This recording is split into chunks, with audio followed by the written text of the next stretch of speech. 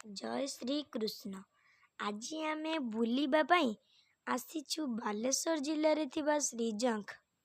एठारे पानी रे थिबा राधाकृष्णक मंदिर एवं बहुत सुंदर सुंदर ठाकुरक मूर्ति सबू देखि आमे दर्शन कलु। आहुरी एठारे 108टी शिवलिंग एवं बहुत सुंदर सुंदर बगीचा मध्य अछि।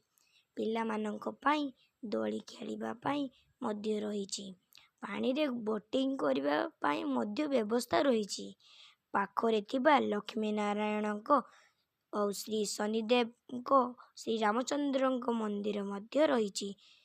एठारे बुली मते बहुत भल लागिला। मु चाहूछि आपण माने भी एठार को बुली आसंदु। मु रहूछि श्री कृष्ण।